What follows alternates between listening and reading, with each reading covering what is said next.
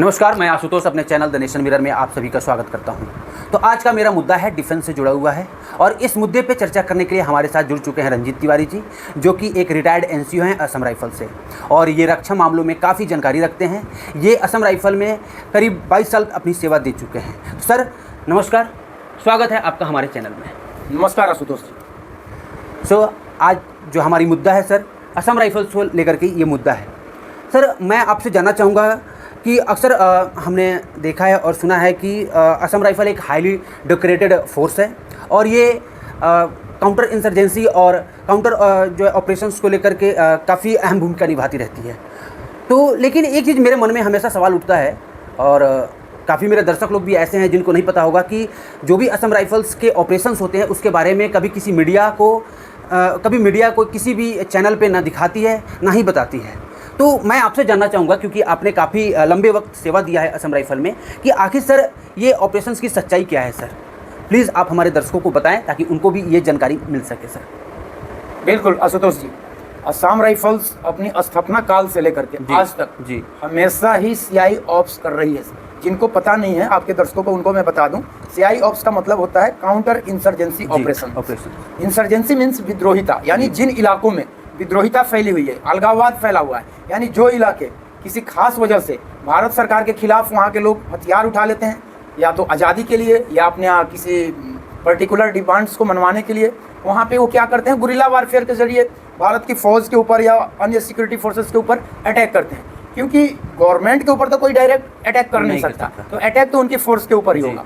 तो इसको कहते हैं इंसर्जेंसी। और जब सरकार इस इंसर्जेंसी के अगेंस्ट में अपनी फोर्सेज के जरिए, अपनी फौज के जरिए जब इन इंसर्जेंट्स को जवाब देती है, तो उस ऑपरेशंस को कहते हैं हम काउंटर इंसर्जेंसी ऑपरेशंस या काउंटर टेररिस्ट ऑपरेशन। दोनों लगभग एक ही चीजें हैं। कहीं पे हम इंसर्जेंट्स बोलते हैं और कहीं पे टेररिस्ट बोलते हैं, बट इंसर्जेंट और टेररिस्ट में थोड़ा सा महीन सा फर्क है। तो मीडिया में देखिए असम राइफल के नाम से कोई चीज नहीं आएगी, क्योंकि हम आर्मी के अंडर में ही काम करते हैं। तो जो भी हम ऑपरेशन करते हैं वो आर्मी के अंडर होता है। तो ये दिखाया जाएगा कि आर्मी ने फलाना एरिया में ऐसा ऐसा ऑपरेशन किया और इतने मिलिटेंट्स को मारा या इतने मिलिटेंट्स को पकड़ा या इतने हथियार रिकवर किया, वो आर्मी के नाम से ही होगा। वो अलग बात है कि यूनिट को शो किया जाएगा तो उस यूनिट का नाम आ जाएगा। जैसे मान लीजिए कि मैं 18 असम राइफल से संबंध रखता था, अभी तो मैं पेंशन आ गया हूँ, एक सर्विसमैन हूँ, लेकिन अगर मेरी यूनिट कुछ करती है तो इंडियन आर्मी का ही नाम आएगा। वो अलग बात है कि असम राइफल का 18 असम राइफल का नाम उसमें शो हो भी सकता है और नहीं भी हो सकता है। मैक्सिमम टाइम शो नहीं होता है, इसलिए लोग हमको नहीं जानते हैं। और नहीं जानने का कारण, दूसरा कारण गवर्नमेंट है। गवर्नमेंट मेरे नाम को आगे नहीं आने देना चाहती है, क्योंकि उन्होंने हमें एक किसी खास एरिया में किसी खास काम के लिए हमें सीक्रेट रखा हुआ है। आप देखते होंगे कि कोई भी फौज है आर्मी की, मान लीजिए बिहार रेजिमेंट है, चूंकि हम बिहार से जुड़े हुए हैं, तो बिहार रेजिमेंट का भी फील्ड में है तो पीस में भी आती है। अगर बात हम करें सीएपीएफ की, सीएपीएफ मतलब जो सेंट्रल आर्म्ड पुलिस फोर्सेज है, जिनमें 5 फोर्सेज आते हैं, सबको पता है। वो सीएपीएफ होम मिनिस्ट्री के अंदर, उनकी मतलब एडमिनिस्ट्रेशन भी और ऑपरेशनल कमांड भी सब कुछ होम मिनिस्ट्री में है। आईपीएस ऑफिसर, उनके सीनियर अफसर आईपीएस होते हैं।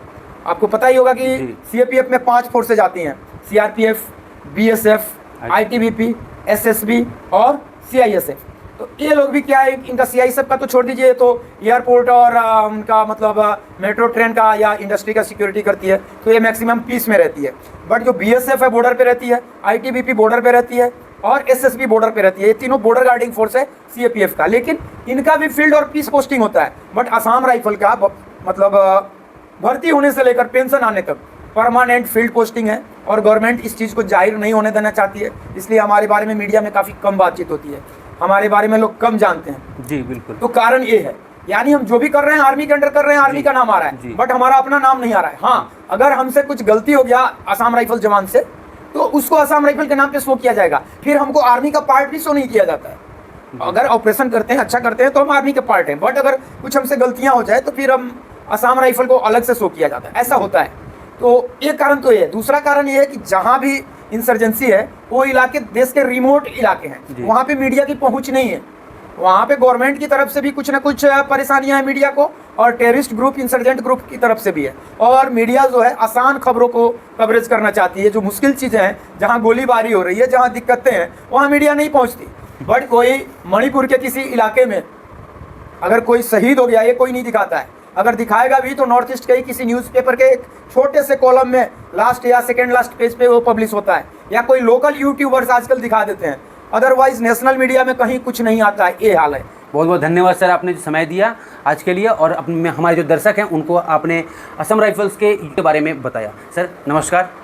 नमस्कार आशुतोष जी, आपके दर्शकों को भी नमस्कार। मिलते हैं फिर अगले वीडियो में कोई अलग मुद्दे के साथ, तब तक के लिए नमस्कार।